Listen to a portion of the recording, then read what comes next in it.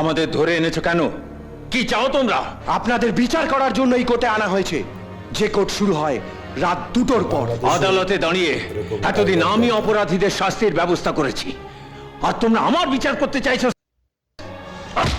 এখানে অপরাধীদের গলা থাকে নিচে আর বিচারকের গলা থাকে ওপরে। অপরাধীদের গলা এক পর্দা উপরে উঠলেই বিচারের আগেই খেলা শেষ। তা বিচারকটা কে, যে আমাদের মতো লোকের বিচার করবে? Tiger, tiger, tiger.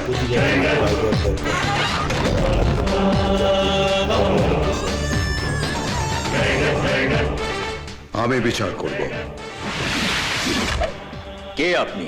যে আপনাদের মতো খারাপ লোকেদের বিচার করার জন্য তৈরি করেছে এই কোর্ট। যে কোর্টের সংবিধানে জেল নয়, জরিমানা নয়, শুধু একটাই রায়, মৃত্যু। কিন্তু আমাদের অপরাধটা কি?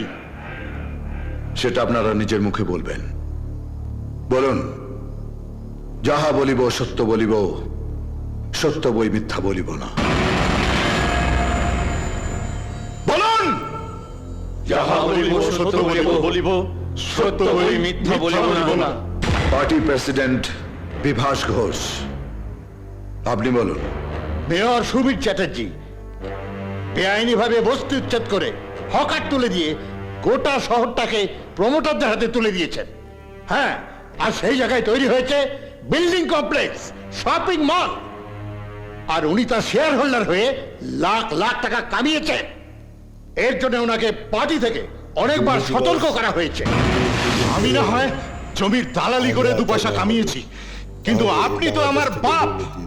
কবুতরবাজি করে কত কামান তা জানি না ভেবেছেন?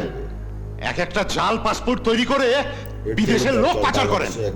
আমি যদি ন্যাশনাল দালাল হই, আপনি তাহলে ইন্টারন্যাশনাল দালাল। আপনি হাজারে নয়, লাখে নয়, কোটি দেখালেন। আর আপনার সমস্ত কাজের পার্টনার হচ্ছে এই স্বরাষ্ট্র সচিব রঞ্জন মৈত্র।